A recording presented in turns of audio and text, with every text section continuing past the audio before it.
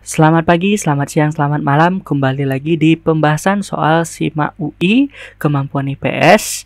Semoga kalian menonton video ini bisa lulus di Universitas Indonesia di jurusan yang kalian inginkan. Melanjutkan pembahasan kita sebelumnya yang sudah sampai di soal nomor 28. Soal nomor 27 ya. Berarti kali ini kita bahas soal nomor 28.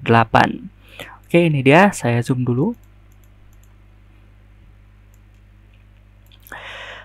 Pada tahun 1950-an, pemerintah Republik Indonesia menerapkan kebijakan ekonomi yang bernama Program Benteng.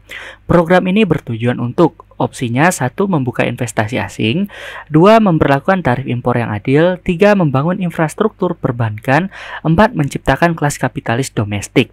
Jadi pertanyaannya ini tentang masa Indonesia liberal ya tahun 1950, dan fokus untuk ekonomi benteng ini kita bahas yang tahun 1950-nya karena apa? Karena pada masa inilah program ini diciptakan. Langsung ke pembahasannya. Oke, ini dia gerakan ekonomi benteng dimulai pada tahun 1950 dan berakhir pada tahun 1957. Kita mulai dari latar belakangnya. Yang pertama, kekacauan ekonomi pasca Perang Kemerdekaan, lalu utang Belanda yang dibebankan pada Indonesia. Jadi bagi yang tahu ceritanya, dulu kan pada tahun 49 ada KMB, Konferensi Meja Bundar. Salah satu poin yang dibahas dalam KMB itu adalah hutang-hutang Belanda yang dibebankan pada Indonesia. Dan dengan syarat itu, maka Belanda akan mengakui kedaulatan Indonesia. Dan kita menerima persyaratan tersebut. Sehingga untuk membayar hutang-hutang tadi ya kita membutuhkan perekonomian yang kuat. Lalu berikutnya kurangnya SDM dan modal dari kalangan pengusaha pribumi. Ya namanya kita baru merdeka ya. Jadi ya kelas pengusaha belum tercipta atau belum stabil. Lanjut, apa itu pelaksanaan ekonomi benteng? Program ini diprakarsai oleh Sumitro Djoyohadikusumo. Bisa dilihat ini adalah foto dari Sumitro Djoyohadikusumo.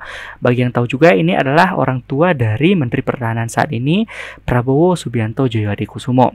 Lalu program ini mulai dilaksanakan pada masa Kabinet Natsir tahun 1950, tepatnya bulan April. Dan apa saja programnya? Yang pertama, dimulai dengan klasifikasi barang-barang impor, apa saja yang bisa diimpor ke Indonesia, lalu kelayakan dan pemberian lisensi impor bagi pengusaha pribumi, dan kepemilikan saham perusahaan oleh pribumi. Nanti ada tuh pembagian saham ya. Perusahaan tuh syaratnya harus 70% dimiliki oleh pribumi, 30%-nya boleh asing gitu kan. Selanjutnya, apa tujuan dari program ini?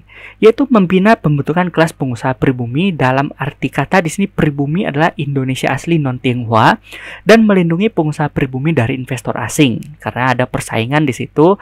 Jadi agar pengusaha pribumi itu bangkit ya, investor asing terkesan di sini dihalang-halangi lah atau dibatasi. Jadi ini dia tujuannya. Kembali kita ke soal.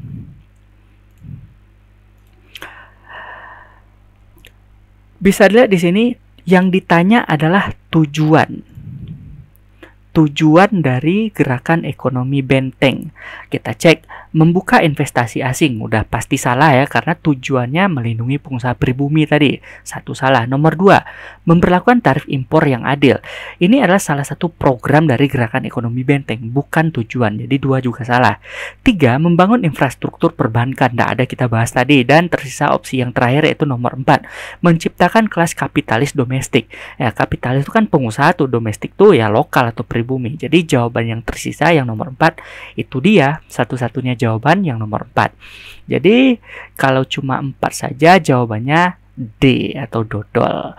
Oke teman-teman, tuh dia pembahasan untuk soal nomor 28. Jangan lupa untuk dukung channel ini dengan cara subscribe dan like. Jika ada pertanyaan silahkan tinggalkan di kolom komentar. Sekian dan terima kasih.